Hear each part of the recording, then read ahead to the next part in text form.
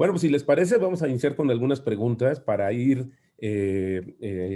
armando esta discusión, este intercambio de ideas de cara a lo que se deja, estos cimientos y los retos que vienen, ¿no? Que esto es Perfecto. una cosa interesante en el contexto de Estados Unidos, que es un país de donde sigue siendo el principal inversionista hacia México. Digo, no hay ningún número que diga lo contrario, simplemente vemos la importancia y relevancia que tienen las empresas y el posicionamiento de estos dos socios, que luego son como, de repente, como amigos y rivales. Pero bueno, vamos comenzando, si me permites. Y bueno, pues yo quisiera platicar con Jorge, empezar con Jorge, para decir y preguntar más bien, ¿cuál es el balance que dejas después de tu mandato, después de tu participación de presidir la AmCham? ¿Cómo la dejas en este contexto tan complejo? Te tocó de todo, Jorge.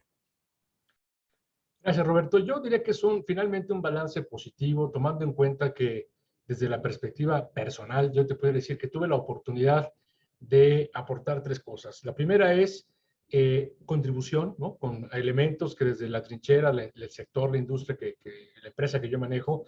El otro elemento es servir y también aprender, ¿no? Contribuir, servir y aprender son tres elementos que al final del día me parece que dan un sentido y un balance positivo en términos de los trabajos que se realizaron durante estos 2 años, que dicho sea de paso, pues ya cumplimos 104 años, ¿no? Entonces, pues fue un honor el haber contribuido en estos 2 años, sobre todo porque en esta dinámica que se tiene entre los dos países en el ámbito comercial, en el ámbito económico, pues justamente hace que tengamos siempre un escenario cambiante, un escenario a través del cual nosotros podemos tener un gran aprendizaje y bueno, pues realmente fue algo muy, muy importante, ¿no? El hecho de haber experimentado, ¿no? Un año tan retador como el 2020, con todo el contexto que ya sabemos, pero platicábamos un poco hace unos minutos, el hecho de que como American Chamber hayamos contribuido de manera sustancial, Roberto, a la reactivación económica de ambos países, una vez que habiendo pasado la pandemia y habiéndose tomado la decisión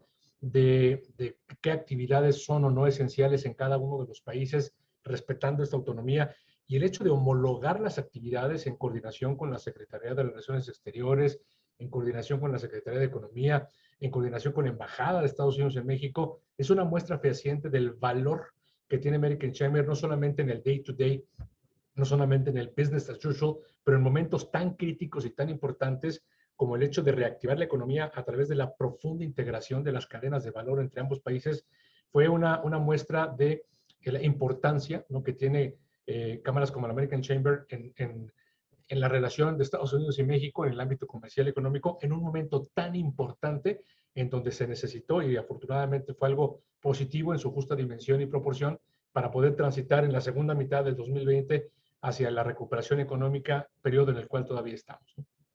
¿Cuál crees, Jorge, que haya sido tu mayor reto en estos 2 años? Yo te decía, te tocó de todo, pues porque en realidad te tocó de todo. ¿Cuál crees que haya sido el principal reto y cómo lo podrías resumir, si es posible, Jorge?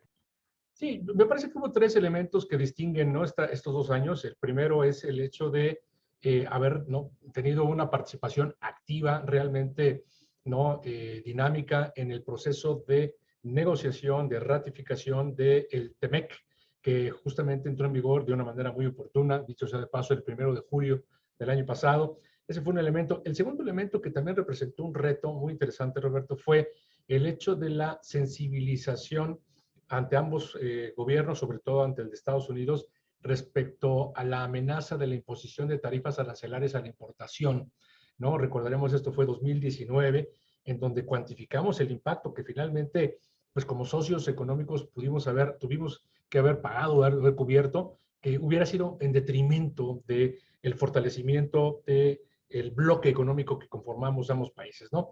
Pero el tercero, ¿no?, y yo diría que es, respondiendo concretamente a tu pregunta, el reto más fuerte fue justamente el hecho de tener una participación activa de liderazgo en la homologación de actividades económicas entre ambos países a raíz de la suspensión de actividades esenciales de ambos países en los meses de marzo, abril y mayo, para poder entonces empatar los criterios, empatar la activación a través de esta homologación y de manera consecuente reactivar la economía entre ambos países repito, tomando en cuenta la profunda integración que tenemos de las cadenas de valor. Yo pudiera decir que de estos tres retos, este último que describo fue el de mayor trascendencia, el de mayor alcance, ¿no? Que tuvimos que pues, manejar y afortunadamente fue algo positivo para la economía de ambos países.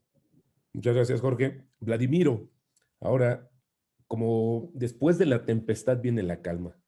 Eso pareciera que ese es el estatus que te va a tocar presidir a ti, pero también viene un tema muy interesante porque hay un reacomodo de muchas cosas. Es decir, creo que el parto todavía no se acaba y creo que viene una parte mucho más compleja. ¿Cómo la vas a enfrentar, Vladimiro? Pero antes de eso, dinos, ¿cuál es tu concepción, cuál es tu descripción que tienes ahora de la relación entre México y Estados Unidos?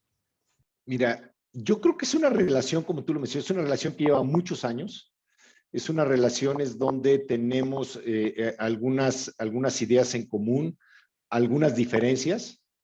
Creo que el AmCham ha sido un puente para generar ese diálogo donde hay diferencias, poder encontrar soluciones a esas diferencias que nos puedan llevar a una promoción de inversiones de empresas americanas en México, de poder promover el libre comercio, que son parte del ADN de nuestra Cámara. Entonces, yo creo que es una relación que nos conviene a ambos países. En esta recuperación que habla Jorge, va a ser indispensable esa relación.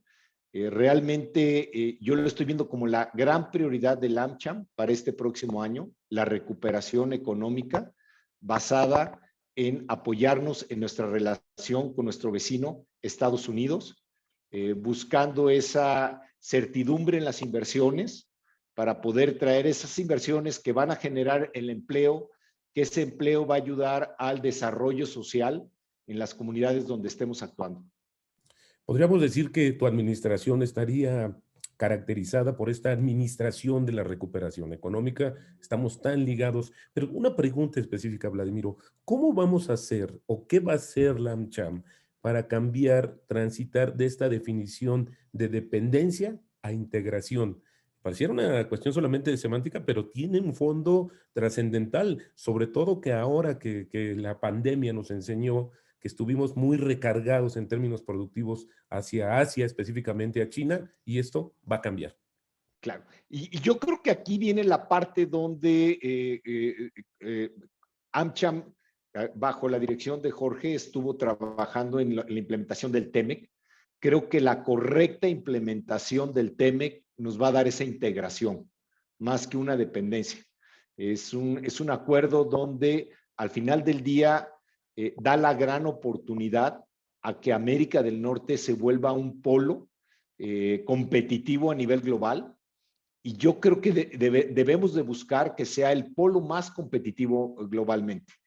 Y creo que acabas de mencionar un punto importante que creo que va a ayudar, es otra oportunidad que tenemos enfrente de nosotros y tenemos que trabajar para capitalizarla. Esta situación de la pandemia está haciendo pensar mucho el reacomodo de todas las cadenas de valor. Hablabas de Asia. Entonces, obviamente encontramos que esas cadenas de valor tan largas, cuando viene una situación como la pandemia, pues ponen en riesgo el poder mantener la cadena operando para llegar a los suministros a donde se están consumiendo. Entonces, creo que esa oportunidad que tenemos en México de atraer inversiones de empresas americanas para poder, en esa recomposición de cadena de valor, poder surtir a los clientes en Estados Unidos y viceversa, también clientes en México, porque el mercado de México también es muy importante para Estados Unidos.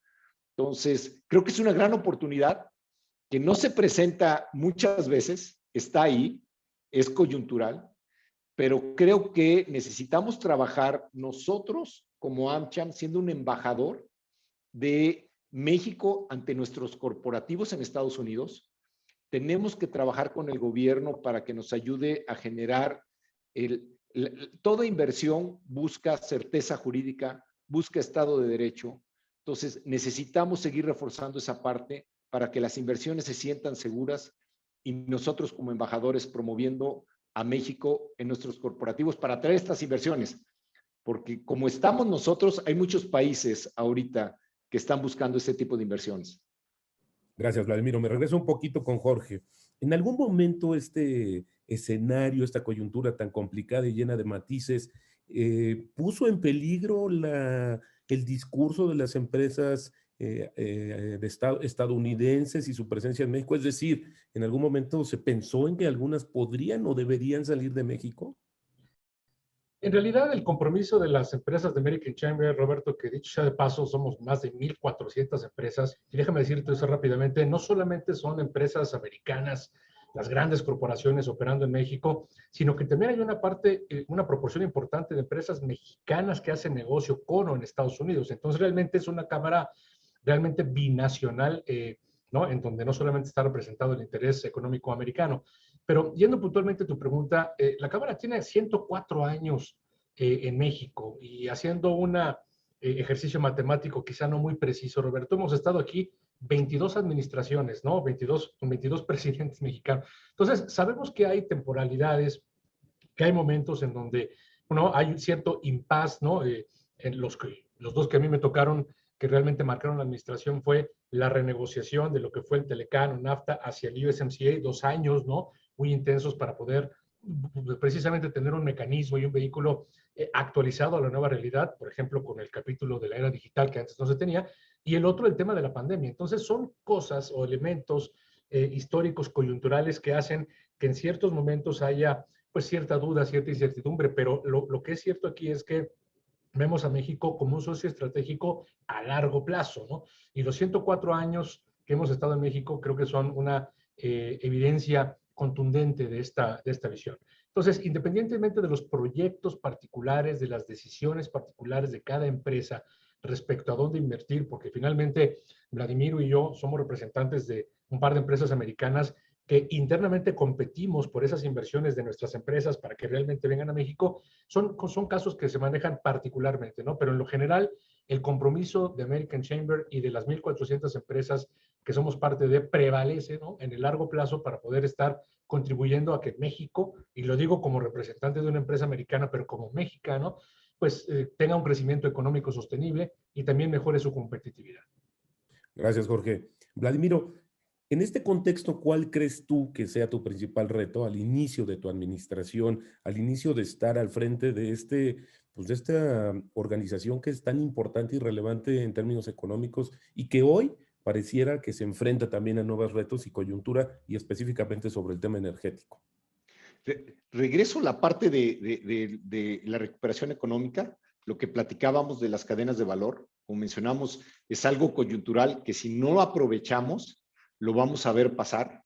La otra parte, vemos que Estados Unidos va a ser un flujo muy importante para su recuperación adicional, cerca de 1.9 trillones, como le llaman los americanos, de dólares. O sea, si vemos la cantidad, es muy cercano al PIB mexicano, ¿no? Que van a inyectar para poder acelerar la economía. Entonces, son oportunidades que se nos presentan únicas, que tenemos que reaccionar rápido, tenemos que tratar de promover para atraer esa inversión que ayude a la recuperación de nuestro país. Esa va a ser la prioridad. Gracias, Vladimiro. Ahora, tú decías que hay esta receta, digámoslo así, del Estado de Derecho y la seguridad jurídica para que haya más inversiones. Desde tu punto de vista, ¿qué más debe contener esta receta para que veamos que justamente también este dinamismo económico que genera este millonario plan de ayuda y de apoyo económico en Estados Unidos también permee de manera más directa en México por esta integración que se está gestando y que como decimos y coincidimos los tres, es un proceso que no se va a acabar y es continuo, quizás con diferentes matices, pero hay una necesidad clara de esta integración entre dos naciones. Creo que yo agregaría el tema de seguridad. El tema de seguridad creo que es un tema urgente de atender de una manera más eficaz. Creo que el Estado es responsable de la seguridad, pero es una prioridad para AMCHA. Gracias, Vladimiro. Nada más rapidísimo, Jorge, si me haces favor. Cuando escuchas Estados Unidos, ¿qué es lo primero que se te viene a la mente? Socio. Realmente yo creo que es un socio, más allá de la vecindad, la colindancia geográfica, la amistad, me parece que es un socio estratégico, como lo hemos visto, y que a través de mecanismos, como ya lo comentaba Vladimiro acertadamente, como es el TEMEC, que es un mecanismo que tiene en su ADN una intención real de ganar para ambos países, el fortalecimiento económico como bloque para poder no solamente tener mecanismos que nos ayuden a crecer juntos, a mejorar la competitividad juntos, sino estar mejor preparados y mejor equipados, ¿no? Con la inversión que realiza un país como Estados Unidos, con el talento que tiene la mano de obra mexicana, tengamos una combinación muy fructífera para poder estar muy bien posicionados en un mundo que hoy es muy competitivo, que tiene ciertos bloques y un desarrollo y un dinamismo impresionante. Me parece que la palabra en concreto es socio. Gracias, Jorge. Para Vladimiro, y cuando escuchas Estados Unidos, ¿qué es lo primero que te viene a la mente? Oportunidad, una oportunidad de poder desarrollar a nuestra gente, de poder crecer, traer un bien social a donde vamos a traer ese crecimiento. Gracias, Vladimiro.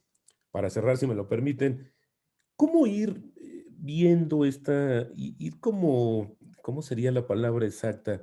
Como mediando este tipo de percepción que también el gobierno actual, ha generado como de una dependencia o una conquista de las empresas hacia México, cuando vemos que es una totalidad, es una historia totalmente diferente, porque esto, si no hubiera habido empresas, pues este país no estuviera creciendo, no hubiera habido mil cosas. Pero ¿cómo hacerle, Vladimiro? Porque esto es un tema que seguramente va a seguir permeando. Vemos el caso no específicamente de Estados Unidos, de otras naciones, pero el que te toca representar pareciera que no está exento también de esas críticas. Yo creo que es importante que tenemos que mencionar todo el bien social que trae este tipo de relación bilateral y los negocios, porque no es nada más ser negocio. Todas nuestras empresas tienen una ética corporativa que es muy importante, porque cuando tú empiezas a operar con esa ética, eso se empieza a minar y la sociedad donde empiezas a operar empieza a transformarse y pensar que pues hay que operar con ética. Antes que hacer negocio, si no es ético, no operas, ¿no? La parte de dar una contribución a la sociedad donde operamos, pero esa contribución va en la inclusión social con minorías, mujeres, lo que es la sociedad GLBTA. Nuestros socios son pioneros en toda esta parte de inclusión, la parte de educación y preparación de nuestra gente, pero más allá de nuestra gente, de la preparación, por ejemplo, en cuestiones de ciencia, tecnología, a chicas de secundaria, prepa, para poder atraer ese talento y se puede incorporar al ámbito laboral. Y yo creo que necesitamos realmente que la gente vea ese beneficio social que traen todas nuestras empresas. Muchas Si me gracias, lo Vladimiro. permites, Roberto, yo agregaría para poder soportar la respuesta de Vladimiro, ¿no? Es un proceso de sensibilización en términos tangibles, ¿no? Que sumado a lo que comenta Vladimiro, hay un par de datos que también me parecen contundentes que tenemos que seguir elaborando y comunicando. El 67% de la generación del Producto Interno Bruto mexicano, el 67% depende del comercio internacional. Y del comercio internacional sabemos que por lo menos en el 2020 el 82.23 de las exportaciones mexicanas fueron a Estados Unidos. Entonces, la interdependencia que tenemos con Estados Unidos en términos del bienestar financiero económico de millones de mexicanos, de millones de familias, es realmente algo a destacar. México fue el segundo socio más importante de los Estados Unidos durante el 2020 con un intercambio comercial de 538 mil millones de dólares, ¿no? Entonces, son elementos de datos duros en donde vemos no solamente la vecindad, ¿no? La colindancia, sino la interdependencia en términos tangibles, ¿no? Entonces, realmente es algo importante. Y México fue el segundo socio, como te comento, Roberto, más importante de Estados Unidos 2020, poco por debajo de China. Nosotros representamos el 14.3% de todo el comercio que hizo Estados Unidos a nivel mundial y China el 14.9%, entonces muy cercano del primero. Y un tercer elemento, ¿no? Para poder cerrar esta respuesta es que evidentemente la inversión extranjera directa en México es algo muy importante, no solamente en términos de la presencia de empresas, sino en términos de la generación de empleo, todo este bienestar social las mejores prácticas, ¿no? Los políticas y procedimientos que promueven la no corrupción, ¿no? Y todo lo que comentaba Vladimiro es importante, pero en términos monetarios también mencionar que el 39.1% de la inversión extranjera en México provino de los Estados Unidos, que es el principal inversionista en México. Entonces, son datos duros que hablan de que esta relación binacional respecto a lo que representan las inversiones americanas en México se detonan, ¿no? Se reflejan en realmente un bienestar económico, no solamente para el país en términos de mercado, sino para millones de familias mexicanas que dependen justamente de esta relación binacional. Muchas gracias. Oye, no puedo dejar de preguntar el tema que ya hasta parece chiste de las cartas de los presidentes. Jorge, ¿le dejaste una carta escrita a Vladimiro para que la abra en algún momento de emergencia de esta relación? Está en plena elaboración y será realmente un instrumento muy emblemático, muy simbólico, a través del cual pues habré de dejarle mi perspectiva, que será muy bien complementada por la suya, segura estoy, en su administración, que será muy exitoso. Pues muchas gracias, Jorge, muchas felicidades, un honor, un excelente trabajo y bueno, Vladimiro, pues muchísimas gracias también a ti, todo el éxito en esta encomienda que es tan relevante porque a veces se nos va, como nos acaba de ampliar y dejar los datos duros, Jorge, pues no es nada más que seamos vecinos, o sea, eso es lo de menos, Claro. es la integración que tenemos entre ambas economías. Les agradezco mucho a ambos. Muchas gracias, Roberto.